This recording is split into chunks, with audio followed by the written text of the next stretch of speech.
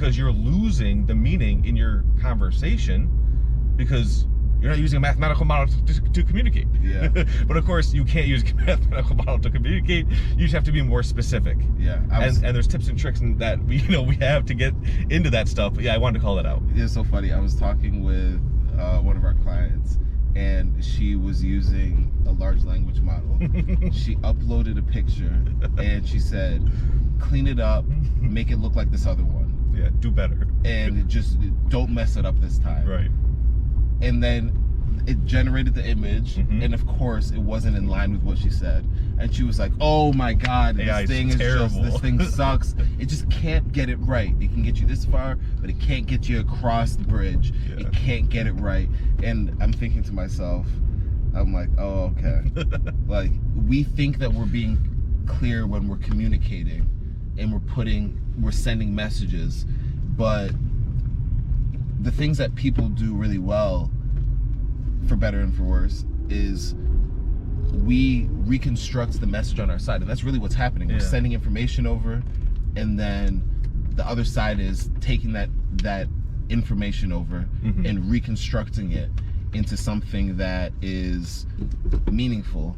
But that whole reassembly process, especially outside of computers, can be a really messy process. And especially before this whole thing, it just wasn't even a thing.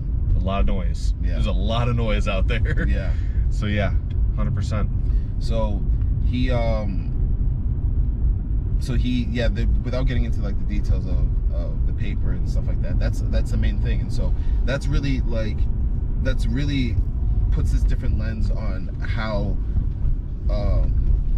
to me, the beauty of computing. Like when you see a file, it's like, oh, this is, a compressed source of information that I can use to send things over more efficiently. Like, there's just a lot of cool things that fall into place with the understanding of the paper that he put out. It's astronomically easier to move bits than it is to move atoms. Yeah. In terms of like physical paper, physical notes, and stuff like that, and information that way, versus just sending electricity. Yeah. Yeah. And so he did like 3 things with that paper. He defined a new quantity, which would be like the bit in this specific domain. He gave a field for measuring, or he gave like a measuring stick, which would be entropy.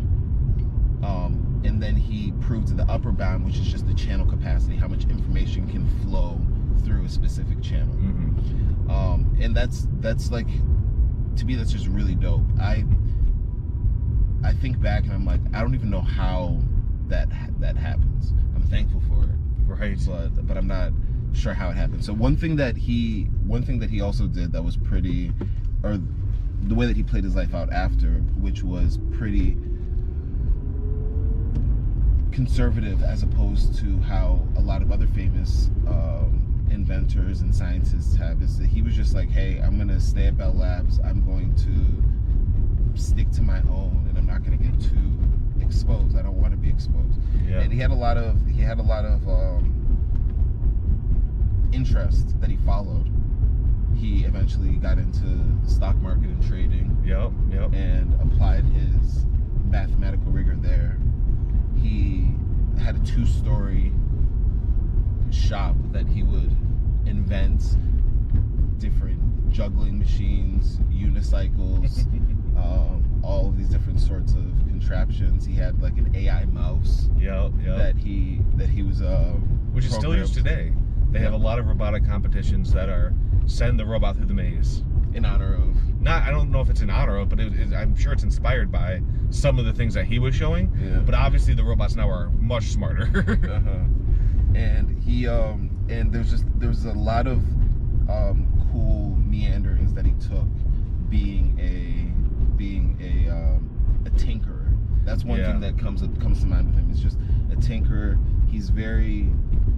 And he believed in himself, and so he's just a unique character in the sense that he really believed in his insights, and he followed his curiosities and passion. So. Yeah, that's something that I mean, we see that a lot with some of the famous founders, is following that passion and stuff like that.